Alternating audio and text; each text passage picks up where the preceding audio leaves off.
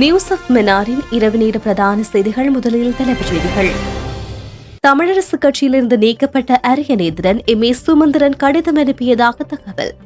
சர்வதேச நீதிமன்றத்தை நோக்கி நகர சகல தரப்பும் ஒன்றிணைய வேண்டும், லீலாதேவி கோரிக்கை.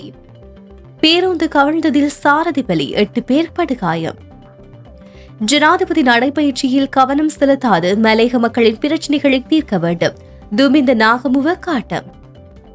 தேங்கியுள்ள 5 லட்சம் சாரதி அனுமதி பத்திரங்கள் மார்ச் மாதத்துக்குள் விநியோகம், மோட்டார் போக்குவரத்து திணைக்களம் அறிவிப்பு. வெளிநாடொன்றில் காணாமல் போன விமானம் தொடர்பில் வெளியான தகவல். தொடர்வது விரிவான செய்திகள்.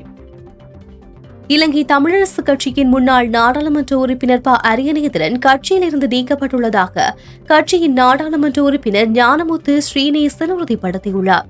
இதுகுறித்து ஊடகங்களுக்கு கருத்து தெரிவித்த நாடாளுமன்ற உறுப்பினர் ஸ்ரீநேசன், அரியநேந்திரனின் உறுப்பினர் அந்தஸ்து பறிக்கப்பட்டதாக உத்தியோகபூர்வ கடிதம் தற்போது அவருக்கு கிடைத்துள்ளதாகவும் தெரிவித்தார்.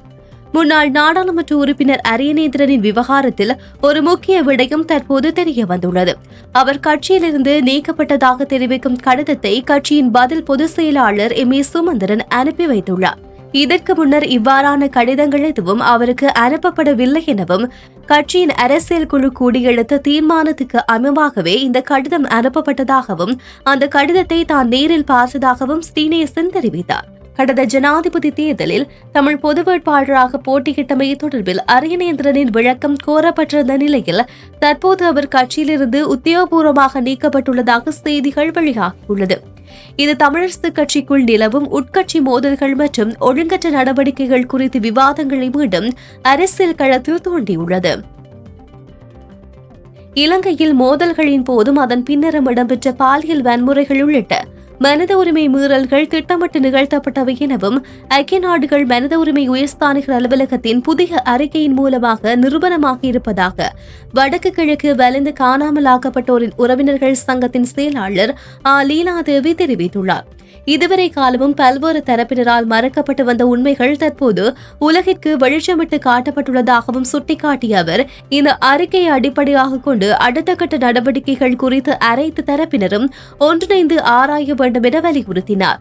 ஐக்கிய நாடுகள் மனித உரிமை உயர்ஸ்தானிகர் அலுவலகத்தின் கீழ் இயங்கும் இலங்கை தொடர்பான பொறுப்பு குரல் செயற்திட்டத்தினால் நாங்கள் அனைத்தையும் இழந்துவிட்டோம், நீதி கிட்டும் என்ற நம்பிக்கையை கூட இழந்துவிட்டோம் என்ற தலைப்பில் 30 பக்கம் விரிவான அறிக்கை கடந்த செவ்வாய்க்கிழமை வெளியிடப்பட்டது.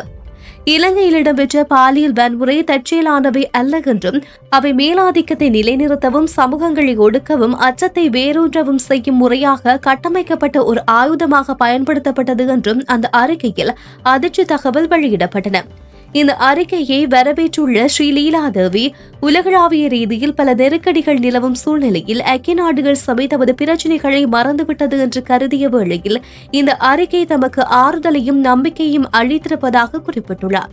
பாலியல் வன்முறைகள் குறித்து தாம் முன்வைத்த குற்றச்சாட்டுகள் அனைத்தும் தற்போது சர்வதேச ரீதியில் உறுதிப்படுத்தப்பட்டுள்ள நிலையில் இலங்கையை சர்வதேச குற்றவியல் நீதிமன்றம் அல்லது சர்வதேச நீதிமன்றம் போன்ற கட்டமைப்புகளின் முன்னிலையில் பாரப்படுத்துவது குறித்து உடனடியாக திட்டமிட வேண்டும் என்றும் அவர் கேட்டுக் கொண்டுள்ளார். மேலும் இந்த ஆய்வுப் பணிகள் ஒரு சில தரப்பினரோடு மட்டும் நின்றுவிடாமல் பாதிக்கப்பட்ட மக்கள், அரசியல் கட்சிகள், சிவில் சமூகத்தினர் மற்றும் மத தலைவர்கள் என பரந்தப்பட்ட ரீதியில் அனைவரையும் உள்வாங்கி முன்னெடுக்கப்பட வேண்டும் என்று அவர் தனது கருத்தில் வலியுறுத்தியுள்ளார்.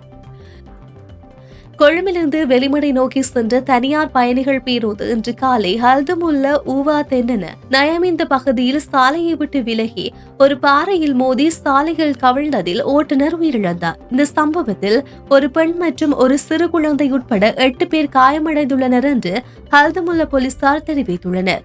பேருந்தின் ஓட்டுநர் இருக்கை பட்டி அணியவில்லை என்றும், ஓட்டுநரின் கதவு திடீரென்று திறந்ததால் பேருந்து கட்டுப்பாட்டை இழந்ததாகவும், அதனால் ஓட்டுநர் கட்டுப்பாட்டை இழந்து சாலையை விட்டு விலகி ஒரு தடுப்பு சுவரில் மோதி சாலையில் கவிழ்ந்ததாகவும் கூறப்படுகின்றது. பேருந்தில் இருந்து தூக்கி வீசப்பட்டு சாலையின் குறுக்கே விழுந்த ஓட்டுநர் பேருந்தில் சிக்கி படுகாயமடைந்தார். இந்த சம்பவத்தின் போது உள்ளூர்வாசிகளின் உதவியுடன் ஓட்டுநர் மீட்கப்பட்டு மருத்துவமனைக்கு கொண்டு செல்லப்பட்ட போதிலும் ஓட்டுநர் பலியாகியுள்ளார். மேலும் ஒருவரின் கையில் பலத்த காயம் ஏற்பட்டுள்ளதாக போலீசார் தெரிவித்துள்ளனர். 7 வயது குழந்தை உட்பட 4 பேர் மேலதிக சிகிச்சைக்காக தியத்தலாவ அடிப்படை மருத்துவமனைக்கு மாற்றப்பட்டுள்ளனர். ஜனாதிபதி அனுகுமார திசாநாயக்க வெறும் விளம்பரங்களுக்காக நடைபயிற்சி செய்வதில் மட்டும் கவனம் செலுத்தாமல் மலையக மக்களின் நீண்டகால அடிப்படை பிரச்சினைகளுக்கு தீர்வுகளை வழங்க முன்வர வேண்டும் என முன்னிலை சோசலிச கட்சியின் அரசியல் சபை உறுப்பினர் துமிந்த நாகமுவ வலியுறுத்தியுள்ளார். மலைய அரசியல் தலைவர்கள் காலத்துக்கு காலம் அரசாங்கத்துடன் இணைந்து அமைச்சு பதவிகளை பெற்றுக் கொண்டார்களே தவிர மக்களின் லய வாழ்க்கை முறைக்கு முற்றுப்புள்ளி வைக்கவில்லை. தோட்ட கம்பெனிகளுடன் இணைந்து அவர்கள் செய்த ஒப்பந்த அரசியலால் இன்று மலையக மக்களுக்கு முறையான வீட்டு முகவரிகளோ வீதிகளோ அல்லது பிரதேச செயலக ரீதியிலான அங்கீகாரமோ கிடைக்கவில்லை. மலையக பாடசாலைகளில் விஞ்ஞானம் மற்றும் கணித பாடங்களை கற்பிக்க ஆசிரியர்கள் பற்றாக்குறையாக உள்ளது. இது அந்த மக்களின் எதிர்கால சந்ததியினரை திட்டமிட்டு பின்தள்ளும் ஒரு செயலாகும் என்றும் அவர் சுட்டிக்காட்டினார்.